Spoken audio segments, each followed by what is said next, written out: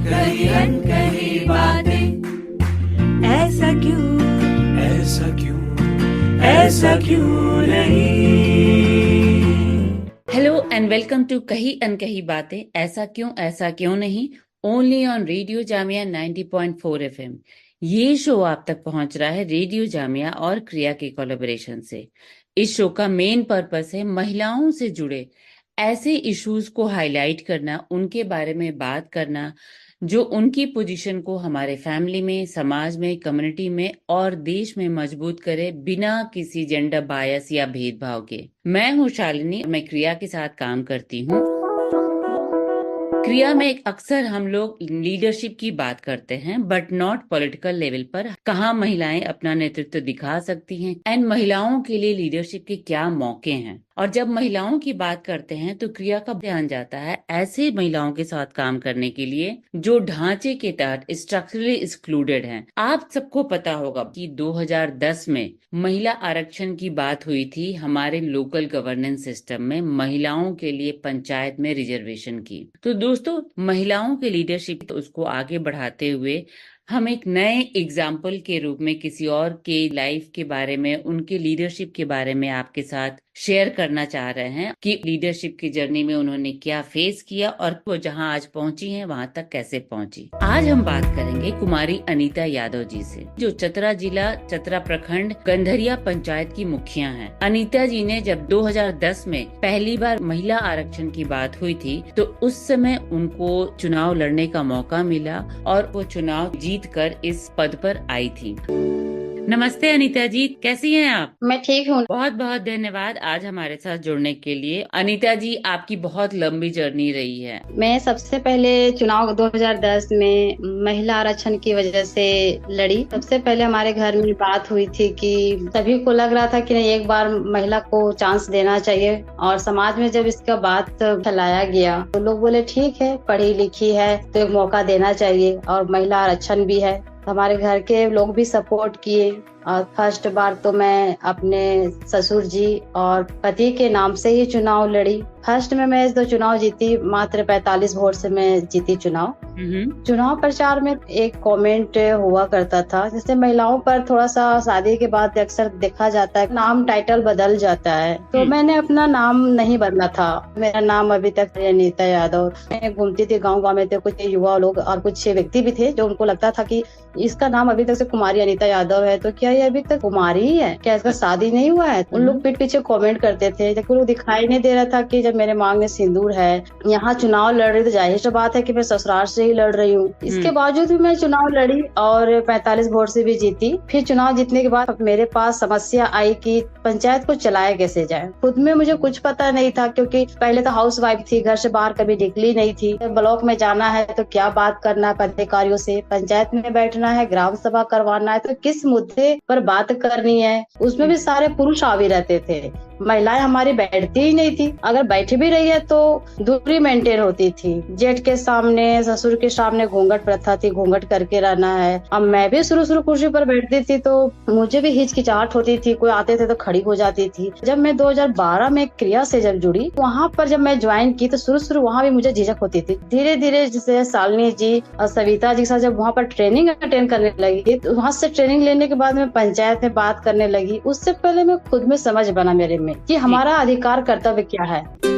आप सुन रहे हैं कही अनकही बातें, only on radio Jamia 90.4 FM. ऐसा क्यों, ऐसा क्यों, ऐसा क्यों नहीं। आज हम बात कर रहे हैं अनीता जी से। अनीता जी 3 बार कटरिया पंचायत की मुखिया रह चुकी हैं और अपने नेतृत्व की जर्नी में वहां से लेकर अब तक कहां पहुंची हैं, हम उनसे इसी के बारे में बात करेंगे। हम जो काम करने जा रहे महिला, किशोरी, बाल बच्चों पर, वो कोई नहीं काम कर रहा था। और जब मैं इस मुद्दे पर काम करना शुरू की तो मेरी पहचान अलग बन गई महिला मुखिया के रूप में। हमने बात किया अपनी पढ़ाई लिखाई के बारे में, तो एक तो ये कि नहीं आप पढ़ी लिखी हैं, और दूसरा ये कि जब आप चुनाव लड़ी पहली बार रिजर्वेशन से, तो किस तरह के परिवर्तन आए आपके घर में, आपके व्यक्तिगत जीवन में? चुनाव से पहले मैं एक हाउसवाइफ थी। घर से बाहर निकलना उकलना मेरा कुछ नहीं होता था, मेरी पहचान कुछ नहीं थी।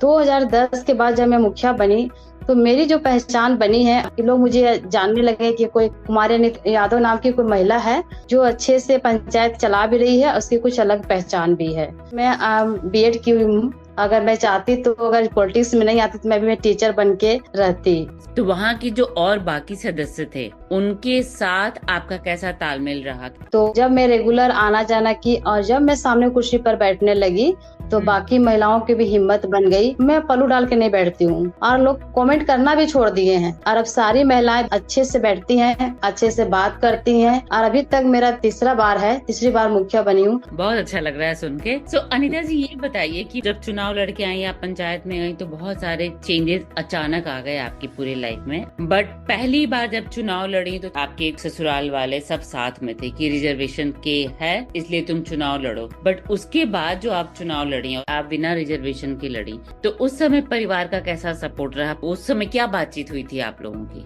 दूसरे चरण में 2015 में जाहिर सी बात है कि जब जनरल सीट होता है तो पुरुष के मन में लगता है कि महिला को बैठा दिया जाए। तो जब जनरल सीट आ गया तो मेरे सास ससुर लोगों ने बोला कि अब तो इसको लड़ाना नहीं चाहिए, अब तो महिला सीट बचा ही नहीं तो इसको लड़ने से क्या फायदा है। तो मेरे हस्बैंड को उकसाया गया, इनको बोला गया कि तुम नॉमिनेशन जाके करा लो और उन्होंने नामांकन तक ही चले गए।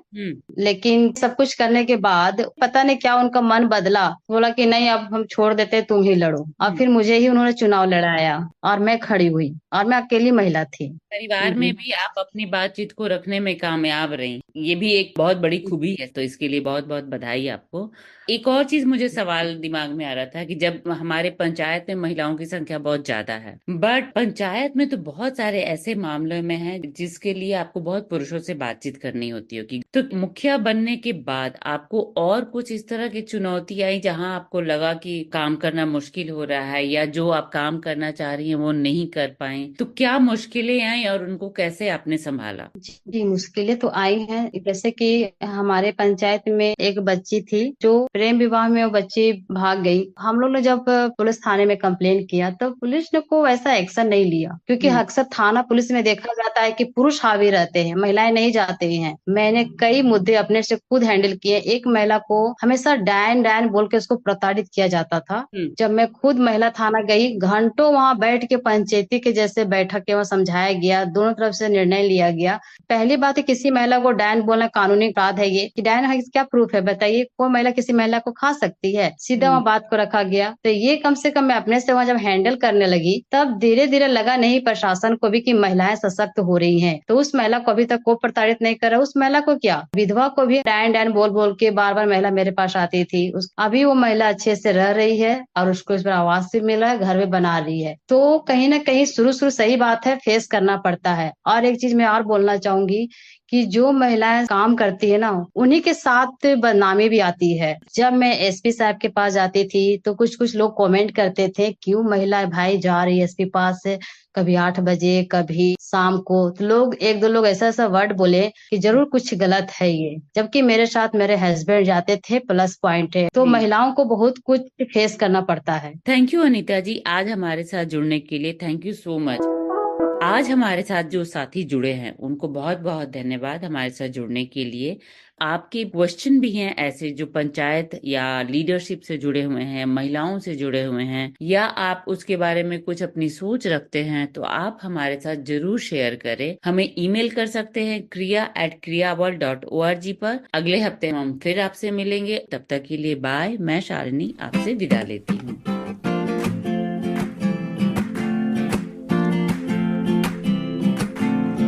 कहीं अनकही बातें, कहीं अनकही बातें, कहीं अनकही बातें।